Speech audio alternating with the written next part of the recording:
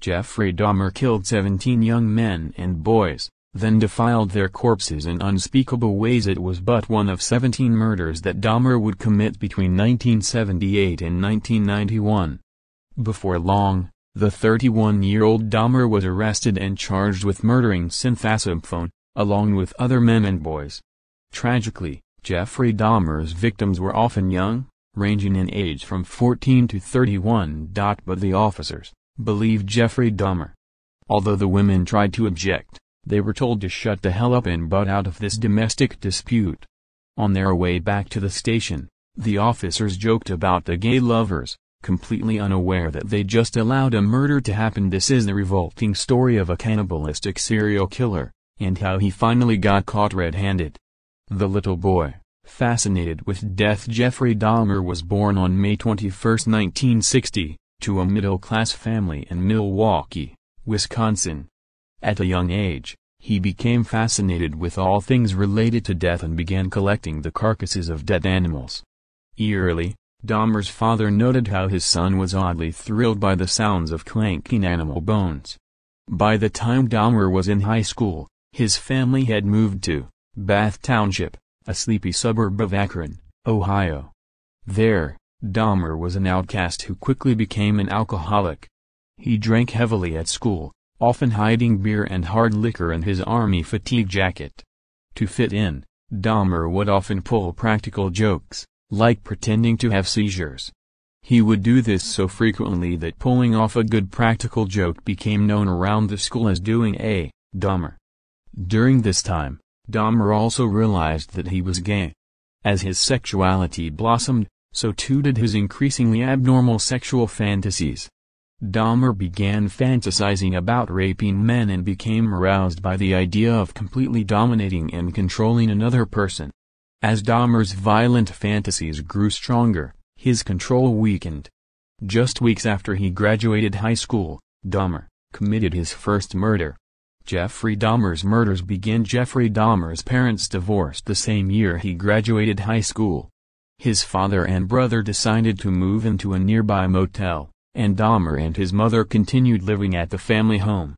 Whenever Dahmer's mother was out of town, he had full control of the house. On one such occasion, Dahmer took advantage of his newfound freedom. He picked up 18-year-old hitchhiker Stephen Mark Hicks, who was on his way to a rock concert in nearby Lockwood Corners.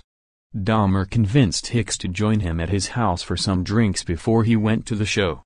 After hours of drinking and listening to music, Hicks attempted to leave, a move that enraged Dahmer. In response, Dahmer bludgeoned Hicks from behind with a 10-pound dumbbell and strangled him to death. He then stripped Hicks naked and masturbated on his lifeless corpse. Then, Dahmer brought Hicks down to the crawl space of his house and began dissecting the body. Afterward, Dahmer removed the bones, smashed them to powder, and dissolved the flesh with acid. Jeffrey Dahmer's murders had begun. But on the surface, Dahmer seemed to be a normal young man who was struggling to figure his life out.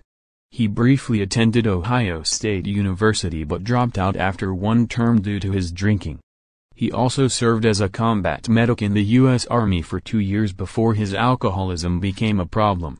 After being honorably discharged, he returned to his grandmother's house in West Allis, a suburb of Milwaukee, Wisconsin.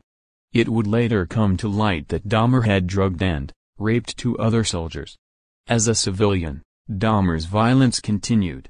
He committed numerous sex crimes, including masturbating in front of children and drugging and raping men at gay bathhouses. In September 1987, Dahmer escalated back to murder when he killed 25-year-old Stephen Dahmer. Dahmer met Dahmer at a bar and convinced the young man to go back to his hotel room with him. Dahmer later claimed that he had just intended to drug and rape the man, but awoke the next morning to find his hand bruised and Dahmer's bloodied corpse underneath his bed. An incessant and never-ending desire. Jeffrey Dahmer's murder of Stephen Dahmer was the catalyst that sparked Dahmer's true killing spree. After that heinous crime, he began actively seeking out young men at gay bars and luring them back to his grandmother's house. There, he would drug, rape, and kill them. Dahmer killed at least 3 victims during this time. He was also arrested for the molestation of a 13-year-old boy. Due to that charge, Dahmer would serve 8 months in a work camp. Still, the idea of killing consumed him. It was an incessant and never-ending desire to be with someone at whatever cost. He later said, "Someone, good-looking, really nice-looking. It just filled my thoughts all day long." But murder alone wasn't enough. Dahmer also began to collect grotesque trophies from his victims. This practice began with the murder of a 24-year-old aspiring model named Anthony Sears. Sears struck up a conversation with the seemingly innocent Dahmer at a gay bar. After going home with Dahmer, Sears was drugged, raped, and eventually strangled. Dahmer would then preserve Spears' head and genitals in jars filled with acetone. When he moved into his own place downtown, Dahmer brought the dismembered pieces of Sears with him. Over the next 2 years, Dahmer committed the bulk of his 17 murders. He would lure young men back to his home, often offering them money to pose nude for him before killing them. As Jeffrey Dahmer's murders continued, his depravity deepened. After taking photos of the corpses and dissolving their flesh and bones, Dahmer would regularly keep the skulls of his victims as trophies. He also began experimenting with various techniques to preserve these grisly mementos. He once even accidentally exploded the head of one of his victims, Edward Smith, when he tried to dry it out in the oven. Around the same time, Dahmer began to dabble in cannibalism. He kept body parts in the refrigerator so that he could feast on them later. But even that wasn't enough to satisfy Dahmer's sickening urges. He also began drilling holes into the heads of his victims while they were drugged and still alive. He would then pour hydrochloric acid onto his victim's brain, a technique that he hoped would put the person in a permanent, unresistant, and submissive state. He attempted this procedure with numerous victims, including synthazophone. That's why, along with being drugged, the boy was unable to communicate with the police and ask for help. Dahmer's most violent fantasies had slithered from nightmares to reality. But he hid it well. His parole officer didn't suspect a thing. And Jeffrey Dahmer's victims often didn't realize what was happening until it was too late. Jeffrey Dahmer's last would-be victim on July 22, 1991, Dahmer went after 32-year-old Tracy Edwards. Like he did with many of his victims, Dahmer offered Edwards money to pose for nude photos in his apartment. But to the shock of Edwards, Dahmer handcuffed him and threatened him with a knife, telling him to undress. Dahmer then taunted Edwards, telling him that he was going to eat his heart. Dahmer placed his ear against Edwards' chest and rocked back and forth. Terrified, Edwards attempted to appease Dahmer, telling him that he was his friend and that he would watch TV with him. While Dahmer was distracted, Edwards punched him in the face and ran out the door, escaping the fate of becoming another one of Jeffrey Dahmer's murder victims. Edwards flagged down a police car and led the officers to Dahmer's apartment. There, a policeman discovered photos of dismembered corpses, which were clearly taken in the same exact apartment that they were now standing in. "These are for real," said the officer who uncovered the photos, as he handed them to his partner. Though Dahmer attempted to resist arrest, he was quickly detained. Upon closer inspection of the apartment, the police found 4 severed heads in the kitchen and a total of 7 skulls, many of them painted. In the fridge, they found numerous body parts, including 2 human hearts.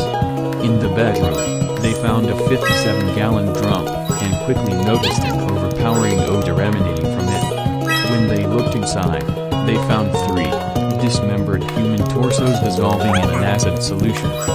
The apartment was filled with so many human body parts that were stored and arranged with such care that the medical examiner later said, it was more like dismantling someone's museum than an actual crime scene. When the tables turned, Jeffrey Dahmer's murder. Dahmer was arrested, and it didn't take long for him to admit to all 17 of his murders. But despite his unspeakable crimes, Dahmer was found to be sane during his 1992 trial. Some disagreed with the declaration of sanity, including at least one other serial killer. When John Wayne Gacy was asked what he thought of Dahmer, he said, "I don't know the man personally, but I'll tell you this, That's a good example as to why insanity doesn't belong in the courtroom. Because if Jeffrey Dahmer doesn't meet the requirements for insanity, then I'd hate like hell to run into the guy that does. At Dahmer's trial, he pled guilty to 15 of the charges against him and was given 15 life sentences plus 70 years. He would spend the next 3 years imprisoned at Wisconsin's Columbia Correctional Institution, where he would be interviewed by the media multiple times. Unsurprisingly, he quickly became infamous as one of the worst serial killers in modern history. During his time in prison, Dahmer had constant thoughts of suicide, but he would never get the chance to take his own life. On November 28, 1994, a fellow inmate and convicted murderer named Christopher Scarver beat Dahmer to death with a metal bar in the prison bathroom. According to Scarver, Jeffrey Dahmer neither fought back nor made a sound during the attack, but instead appeared to accept his fate. If he'd have had a choice, he'd have let this happen to him. Dahmer's mother told the Milwaukee Sentinel soon afterward. I always asked if he was safe, and he'd say, "It doesn't matter, Mom. I don't care if something happens to me." Now is everybody happy? Joyce Dahmer asked.